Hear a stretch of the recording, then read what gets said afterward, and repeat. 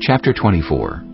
If a man marries a woman who becomes displeasing to him because he finds something indecent about her, and he writes her a certificate of divorce, gives it to her, and sends her from his house, and if after she leaves his house she becomes the wife of another man, and her second husband dislikes her, and writes her a certificate of divorce, gives it to her, and sends her from his house, or if he dies, then her first husband, who divorced her, is not allowed to marry her again after she has been defiled. That would be detestable in the eyes of the Lord. Do not bring sin upon the land the Lord your God is giving you as an inheritance. If a man has recently married, he must not be sent to war or have any other duty laid on him. For 1 year he is to be free to stay at home and bring happiness to the wife he has married. Do not take a pair of millstones, not even the upper one, as security for a debt, because that would be taking a person's livelihood as security. If someone is caught kidnapping a fellow Israelite and treating or selling them as a slave, the kidnapper must die. You must purge the evil from among you. In cases of defiling skin diseases, be very careful to do exactly as the Levitical priests instruct you. You must follow carefully what I have commanded them. Remember what the Lord your God did to Miriam along the way after you came out of Egypt. When you make a loan of any kind to your neighbor, do not go into their house to get what is offered to you as a pledge. Stay outside and let the neighbor to whom you are making the loan bring the pledge out to you. If the neighbor is poor, do not go to sleep with their pledge in your possession. Return their cloak by sunset so that your neighbor may sleep in it. Then they will thank you, and it will be regarded as a righteous act in the sight of the Lord your God. Do not take advantage of a hired worker who is poor and needy, whether that worker is a fellow Israelite or a foreigner residing in one of your towns. Pay them their wages each day before sunset, because they are poor and are counting on it. Otherwise, they may cry to the Lord against you, and you will be guilty of sin. Parents are not to be put to death for their children, nor children put to death for their parents. Each will die for their own sin. Do not deprive the foreigner or the fatherless of justice, or take the cloak of the widow as a pledge. Remember that you were slaves in Egypt, and the Lord your God redeemed you from there. That is why I command you to do this. When you are harvesting in your field and you overlook a sheaf, do not go back to get it. Leave it for the foreigner, the fatherless, and the widow, so that the Lord your God may bless you in all the work of your hands. When you beat the olives from your trees, do not go over the branches a second time. Leave what remains for the foreigner, the fatherless, and the widow. When you harvest the grapes in your vineyard, do not go over the vines again. Leave what remains for the foreigner, the fatherless, and the widow. Remember that you were slaves in Egypt. That is why I command you to do this. Chapter 25. When people have a dispute, they are to take it to court, and the judges will decide the case, acquitting the innocent and condemning the guilty. If the guilty person deserves to be beaten, the judge shall make them lie down and have them flogged in his presence with the number of lashes the crime deserves.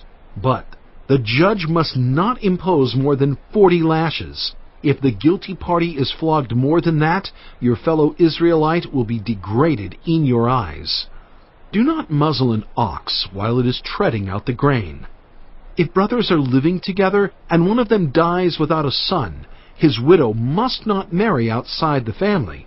Her husband's brother shall take her and marry her and fulfill the duty of a brother-in-law to her. The first son she bears shall carry on the name of the dead brother, so that his name will not be blotted out from Israel. However, if a man does not want to marry his brother's wife, she shall go to the elders at the town gate and say, "My husband's brother refuses to carry on his brother's name in Israel.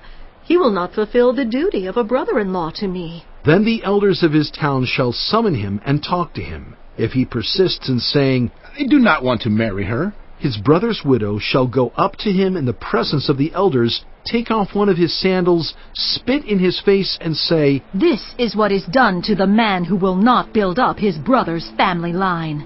That man's line shall be known in Israel as the family of the unsandaled.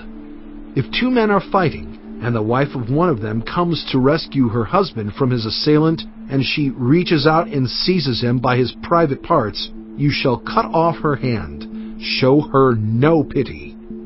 Do not have two differing weights in your bag, one heavy, one light.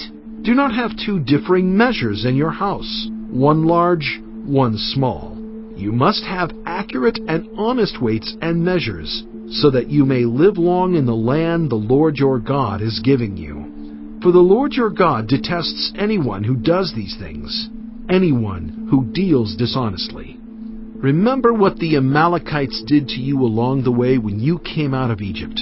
When you were weary and worn out, they met you on your journey and attacked all who were lagging behind. They had no fear of God. When the Lord your God gives you rest from all the enemies around you, in the land he is giving you to possess as an inheritance, you shall blot out the name of Amalek from under heaven. Do not forget. Chapter 26. When you have entered the land the Lord your God is giving you as an inheritance, and have taken possession of it, and settled in it, take some of the firstfruits of all that you produce from the soil of the land the Lord your God is giving you, and put them in a basket. Then go to the place the Lord your God will choose as a dwelling for his name, and say to the priest in office at the time, I declare today to the Lord your God that I have come to the land the Lord swore to our ancestors to give us. The priest shall take the basket from your hands and set it down in front of the altar of the Lord your God. Then you shall declare before the Lord your God, My father was a wandering Aramean, and he went down into Egypt with a few people and lived there and became a great nation, powerful and numerous. But the Egyptians mistreated us and made us suffer, subjecting us to harsh labor. Then we cried out to the Lord, the God of our ancestors, and the Lord heard our voice and saw our misery, toil, and oppression. So the Lord brought us out of Egypt with a mighty hand and an outstretched arm, with great terror and with signs and wonders. He brought us to this place and gave us this land, a land flowing with milk and honey. And now I bring the firstfruits of the soil that you, Lord, have given me. Place the basket before the Lord your God and bow down before him. Then you and the Levites and the foreigners residing among you shall rejoice in all the good things the Lord your God has given to you and your household. When you have finished setting aside 1/10 of all your produce in the 3rd year, the year of the tithe, you shall give it to the Levite, the foreigner, the fatherless, and the widow, so that they may eat in your towns and be satisfied. Then say to the Lord your God, I have removed from my house the sacred portion, and have given it to the Levite, the foreigner, the fatherless, and the widow, according to all you commanded. I have not turned aside from your commands, nor have I forgotten any of them. I have not eaten any of the sacred portion while I was in mourning, nor have I removed any of it while I was unclean, nor have I offered any of it to the dead. I have obeyed the Lord my God. I have done everything you commanded me.